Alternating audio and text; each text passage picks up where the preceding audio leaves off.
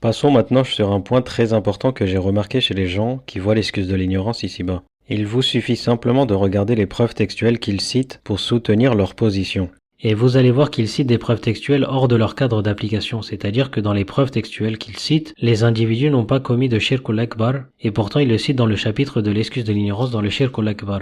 Le premier verset est lié à une preuve textuelle qu'ils citent. Et nous avons fait traverser la mer au Banu Israël, ils passèrent auprès d'un peuple attaché à ses idoles et dirent « Ô Moussa alayhi salam, désigne-nous une divinité semblable à leur Dieu. » Il dit « Vous êtes certes des gens ignorants. Le culte auquel cela s'adonne est caduque et tout ce qu'ils font est nul et sans valeur. » Comme vous l'avez vu avec la vidéo juste avant, l'acte d'adoration est accepté s'il est fait sincèrement pour Allah Azza wa Jal. De plus, les bonnes actions ne sont comptabilisées que si la personne est musulmane. Vu que ces gens-là sont polythéistes, leurs actes d'adoration ne leur servent absolument à rien et tous les efforts qu'ils font sont vains.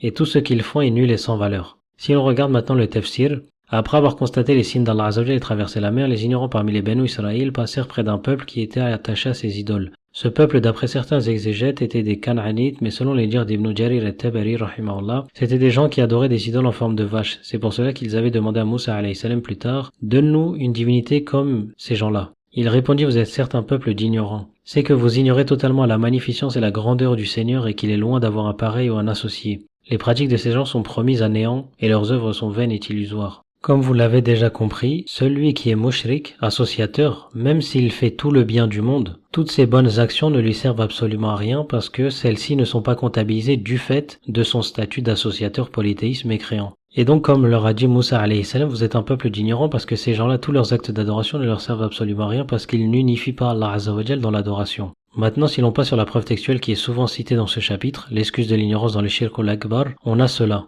Abu Waqid al-Laythi radiyallahu anhu rapporte, nous partîmes avec le messager sallallahu alayhi wa sallam pour Hunayn, alors que nous n'étions sortis de la mécréance que peu de temps auparavant. Les polythéistes avaient un jujubé auprès duquel ils se retiraient et auquel ils accrochaient leurs armes que l'on appelait Dhat wa Anwat, l'arbre aux objets suspendus. Nous passâmes devant un jujubé et dîmes, ô messager d'Allah sallallahu alayhi wa sallam, donne-nous un arbre aux objets suspendus comme ils en ont un. Le messager sallallahu alayhi wa sallam leur dit « Allahu Akbar, telles sont les traditions par celui qui tient mon âme dans sa main, vous avez dit la même parole que les Banu Israël ont dit à Moussa alayhi salam, donne-nous un Dieu comme ils en ont un. Il dit vous êtes certes des gens qui font preuve d'ignorance. Assurément vous suivrez les traditions de ceux qui vous ont précédés. » Maintenant j'ai juste une petite question pour vous. Dans ce hadith-là, est-ce que les Sahaba radiyallahu anhum ont voué l'adoration à qui que ce soit ou à quoi que ce soit?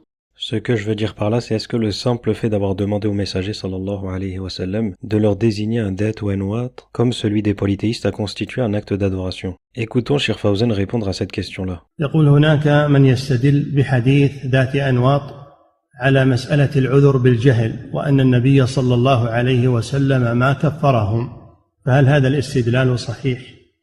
هذا ذكره الشيخ في كشف الشبهات، جاب هذه الشبهة وأجاب عنها، قال إنهم لم يفعلوا ولو فعلوا لأشركوا، ولكنهم سألوا النبي صلى الله عليه وسلم وتوقفوا ما فعلوا حتى يقال يعذرون بالجهل.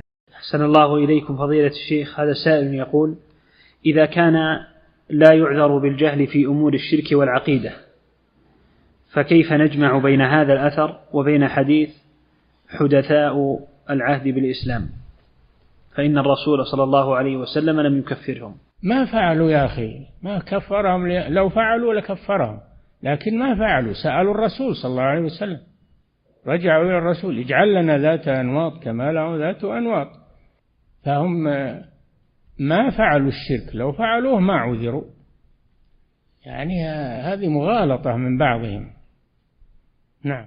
Comme vous l'aurez compris, dans ce hadith, ils n'ont pas commis de shirk. Donc vous ne pouvez pas utiliser ce hadith-là comme une preuve qui justifie l'excuse de l'ignorance dans le shirk majeur alors qu'ils n'ont commis aucun shirk. Et cela montre clairement que vous essayez de justifier la position de l'excuse de l'ignorance ici-bas dans le shirk en citant des preuves textuelles hors de leur cadre d'application.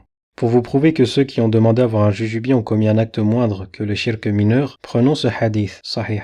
Donc un des compagnons a dit « Nous parlions de quelque chose et j'avais récemment quitté la jahiliya. Donc il s'est converti il y a peu de temps. Et j'ai juré par Al-Lat et Al-Uzza. Comme on le sait, jurer par autre qu'Allah Azza wa Jal constitue de l'association mineure. Les compagnons du messager sallallahu alayhi wa sallam m'ont dit « Quelle mauvaise chose as-tu dit? Va vers le messager sallallahu alayhi wa sallam et informe-le, car nous te voyons comme quelqu'un ayant commis de la mécréance. » Donc je suis allé au messager sallallahu alayhi wa sallam et je l'ai informé. Il m'a dit « Dis la ilaha illallah wahdahu la sharika lah. Il n'y a de divinité digne d'adoration qu'Allah Azza wa Jal seul et sans associé, à 3 reprises. cherche protection près d'Allah Azzawajal contre le shaitan à 3 reprises, crache sur ta gauche à 3 reprises et ne dis plus jamais ça. Donc il a commis du shirk mineur en jurant par autre qu'Allah Azzawajal, et le messager sallallahu alayhi wa sallam lui a dit de dire la ilaha illallah wahdahu la sharika la 3 fois et de ne plus jamais dire cela.